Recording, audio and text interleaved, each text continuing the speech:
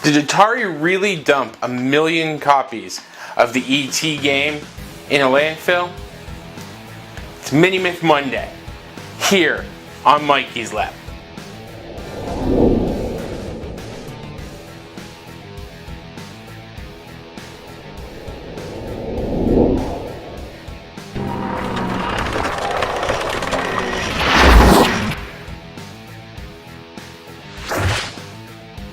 Hi, and welcome back to the lab. If this is your first time joining us, go ahead and click that subscribe button down below to ensure that you get all the latest updates on making, DIY, science, technology, and now Mini Myth Mondays that we bring to you every single week. Today we're looking at a myth that has kind of woven itself into pop culture, and that's that around the collapse of the video game industry, Atari dumped 1 million consoles of the game E.T. into a landfill. Now, if you've watched the documentary Atari Game Over, which one would tend to believe would be about the rise and fall of Atari, but really only about half of it was about that. If you haven't watched it, by all means, it's on Netflix. It's free to watch. I would recommend watching the first half. The other half is about the search for this dump, and they proclaim that they kind of found it, but they really didn't. What happened we'll get to later. Okay, so E.T. for Atari has widely been proclaimed the worst video game in history. I tend to disagree. There's been a lot of really bad video games throughout history. Don't get me wrong, E.T. was a crappy game, and there was a lot of reasons why.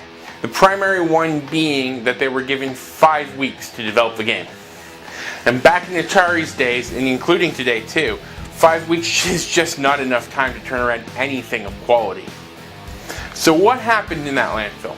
The cost of labor for manufacturing Atari's goods had risen so much by doing it in the US that they decided that one of their facilities that was a warehouse containing a lot of their consoles, a lot of their hardware, a lot of their games, would be rebranded as a service center, and that manufacturing would be moved offshore to Taiwan. Now, part of this process, and they tried to be very secretive about this because they didn't want looters, was that they had to empty the contents of the warehouse out.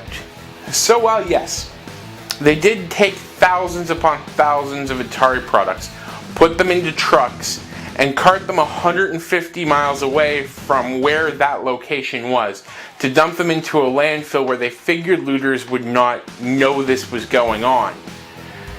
It was found out. The general public soon knew, and then the media soon knew. But here's the thing, Atari never hid this, and Atari never lied. Atari said, yes, we liquidated one of our warehouses and we dumped them into here. Yes, they did fill it in with concrete after to try and stop looters from getting to it. And yes, when the excavator did search in that area where Atari already admitted that they had dumped some stuff, they found some Atari stuff. So really all of that proved was that the truth is the truth that Atari said was the truth. So nobody has ever found this cache of 1 million cartridges. And as far as we know, it never actually existed. Chances are if it did exist, it would have been closer to their head office. And yes, the timing is interesting because the timing did predate the crash of the video game industry. But I think that this one didn't actually happen. So in conclusion, no, Atari did not bury 1 million cartridges of the failed E.T. game. Yes, the E.T. game was horrible. Yes, it was bad. No, it did not cause the demise of the video game industry, or even that recession that we saw, since it's taken back off since. So video games and pop culture are kind of a new venue for us on Mini Myth Mondays. If this is something you'd like to see more of, by all means let me know in the comments below. If you'd like me to stick normally to my science content, my technology content, by all means in the comments down below let me know what you want to see here. I want to produce what you want to view. So I hope you learned something today. If you haven't already, click the subscribe button down below. Don't forget to like, share, and subscribe this video, and I will see you next time.